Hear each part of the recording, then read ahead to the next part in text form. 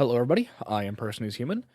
You hopefully know me for running a few campaigns on this channel, and this is a little video on how to play in Dungeons & Dragons, ranging from setup, character creation, and what you might need. And we'll be starting with setup. So, what exactly is setup for Dungeons & Dragons? Well, imagine you're just doing a campaign, and you realize you have zero idea on what to do with your character, or how to begin making your character. Well, first, there are many websites and apps to do so. D&D Beyond, which I will be using for this example, is one of the best ones for beginners. Has many friendly guides, has a lot of beginner content immediately available, and overall is easy to log into, and even Critical Role uses it. Another one I recommend is actually Roll20, the one I use in my streams and games for this channel, as they both have the basic classes, but this one has an actual guide compared to Roll20, which doesn't. First, you gotta sign up for these. I already am, and I will not be showing that on camera because, well, obviously. Once you've signed in, or signed up, or whatever, go to the Collections tab here, and click on to My Characters. As you can see here, I have two characters. This will be the one I will show you all. I'll click Edit here. Normally, when you go here to this tab, you will click Create a Character. This will open a blank sheet, or the whole, shebang of this. It'll bring up a... Actually, I'll just completely show you rather than do what I was gonna do. Click this. This will pop up. The character creation method. I suggest clicking standard. You can click beginner for helpful tips, but standard is the best way to go about it.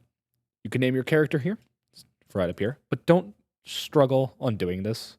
Choose this at your own pace, as this is indeed the hardest part of playing D&D, is the character name. Next is character preferences. This is up to your DM. Ask your DM about these, and they will let you know. Choose partner content. You can have that enabled. Dice rolling. That's always a good one. Class features, origin, milestone, which is XP. Milestone's just better. EXP is way harder. Oh, you can't see my mouse.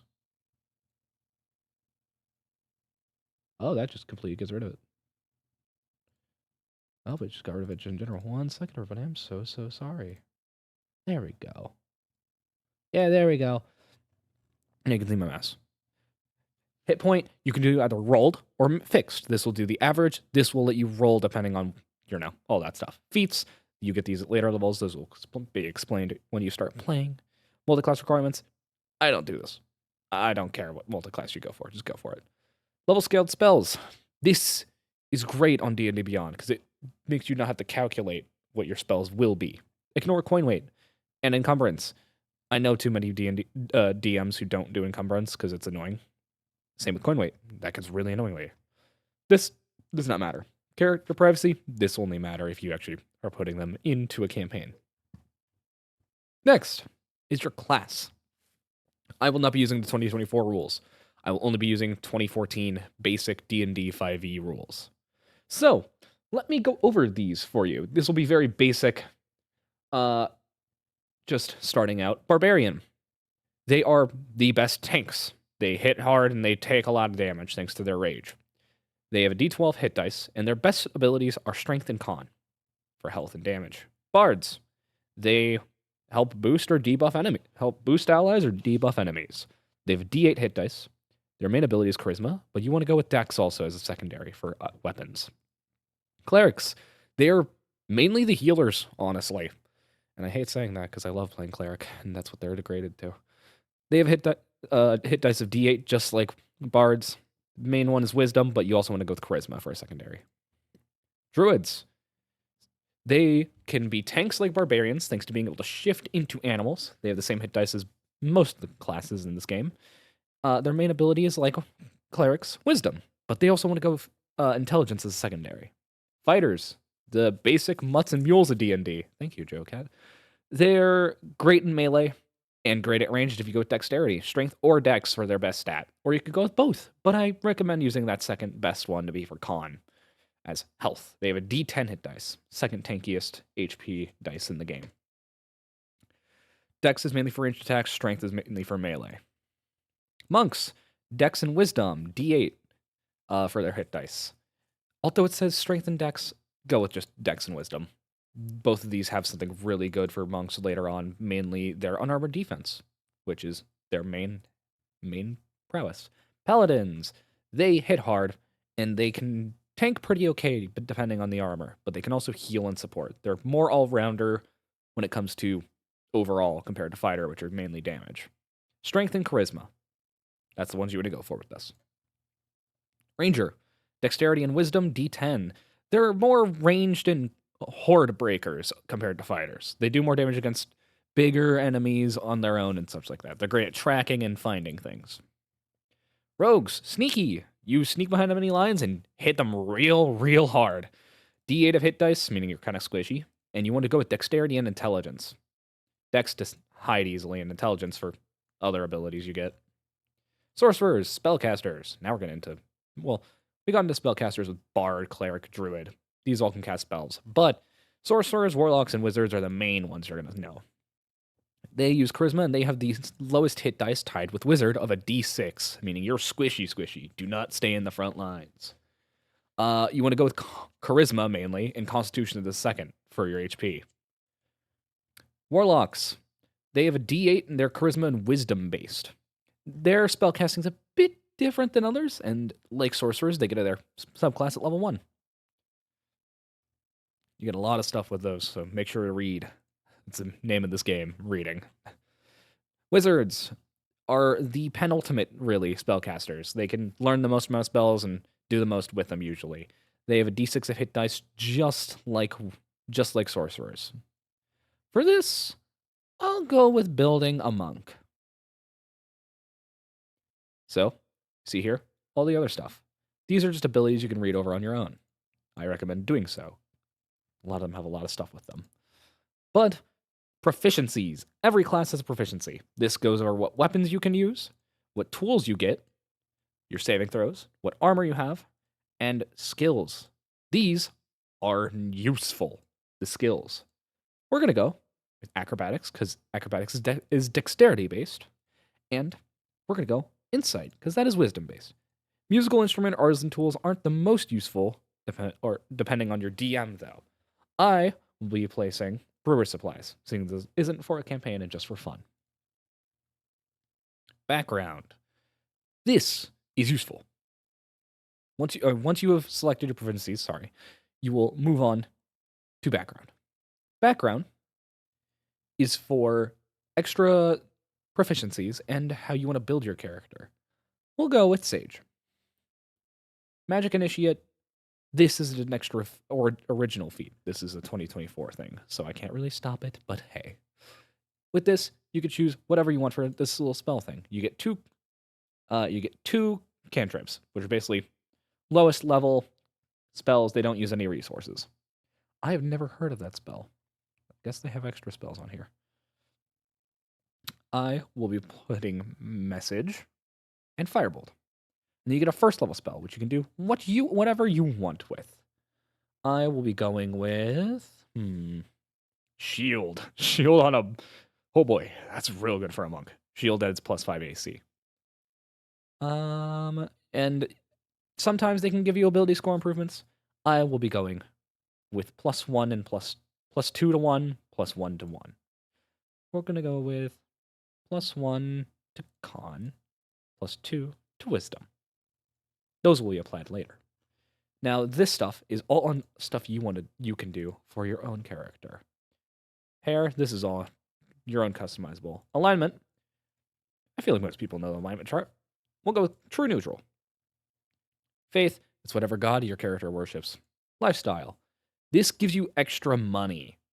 Now, most DMs don't usually go with aristocrat or wealthy. They usually go comfortable or below. I'll go with modest.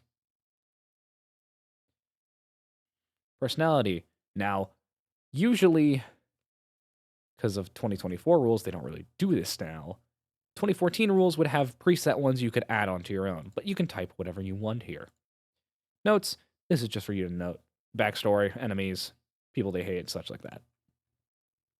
Their species, or race, if you're playing 2014 rules like normal. can let you get extra bonuses and abilities depending on it. I won't be going over all of these, as there's a lot of them. You can read over them on your own, and I hate having to say that to you all. But we will go with Elf, and we will choose Eladrin, as this gives me a bonus to my dexterity with this character. Now rolling for HP, or rolling for stats. Most of the time, you can click here to see this. You roll 46, drop the lowest. This does it for you with D&D Beyond. So you click roll, dice will appear, and it'll roll your stats for you. You do this a total of 6 times, or depending on your DM, you can roll an extra 1 or 2 and change out whichever ones you want. I'll roll all these and allocate my stat. Wow, okay, immediate. Whoa. This might be, okay, these might be really good. Okay, so your class will help you decide what stats you want to allocate. This will immediately go into Dex. This will go immediately into Wisdom. This one, we'll put the 13 into Con. 12 into Strength. 10 into Charisma. 12 into Int. Now, once you have these here, you can't skip yet. You have to click Apply Ability Scores to put them here. This is what you wanted to do. Now, your character will have their stats. Their racial and background bonuses will be applied immediately. As you can see, that 15 turned into a 17. That 18 stays an 18, despite my race adding an extra +2.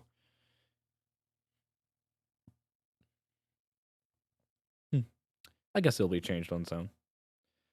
Once you have that done, click Next, or up here, for equipment. Now, there's 2 main ways of doing this. Gold, which you can then roll for gold, add starting, and then click Add Items to add whichever you want equal to the amount of gold you have. But you can also click Equipment, which gives you basic starting equipment depending on how the D&D rulebook says. Monks start with a short sword or a simple weapon. I'll be going with any simple weapon, which you can go from this list. But we'll go with Brass Knuckles. Dungeoneer and Explorer's Pack, which just have little extra items like a camping set or something like that, and torches. This is useful. Do not skip these. These are nice. Go with Dungeoneer's Pack. And it even includes what it shows. And then 10 darts, which are just throwing weapons. Siege starting equipment, which your background can also give you equipment. You can either start with quarterstaff, calligraphy supplies, a book, use history, parchment, which is 8 sheets, a robe, and 8 in gold, or 50 gold pieces. I'd go with the 50 gold, but it's up to you. There's no right or wrong way to play this game. Now, before you move on, you need to equip these. So Brass Knuckles, click Wield. Backpat, you can click Use, which will add a lot to your weight, but it's useful most of the time because it adds all this weight together onto you, so you're actually carrying it. Once you have that, click Next. This screen will pop up for the What's Next screen. Now you can either download this to PDF to then either print it or just have it available at a moment's notice, or click View Character Sheet. This will bring you to this screen. Now, this is good. This is what you want. So I'm yawning. This has all your skills, which you can click here to roll on their own. See? You can click this to roll attacks. Shows your armor class and all your other skills. You can click that to one of your main stats and all that. Saving throws are here. Passives are here. Passive perception, insight, and investigation. Your skills will add on to that. For passive stuff, it's 10 plus your skill. This goes down to show you other stuff you can do. You can click here for spells and everything else. You can edit your HP. I can just type, let's say, 8 here. Click damage. I take that much. I click type 8, press heal, and you have the entirety of that immediately. And once you have this, this is all you really need.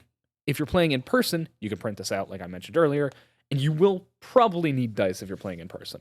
Or, let me click this. Don't mind my Digimon background.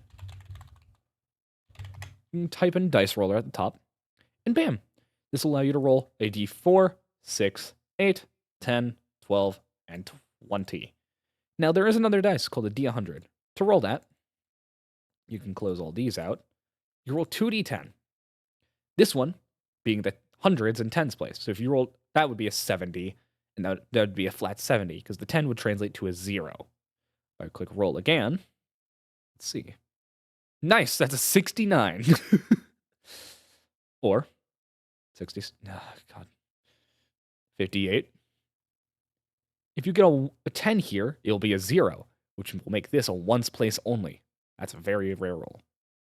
If you get a 0 here and a 0 here, that is a 100.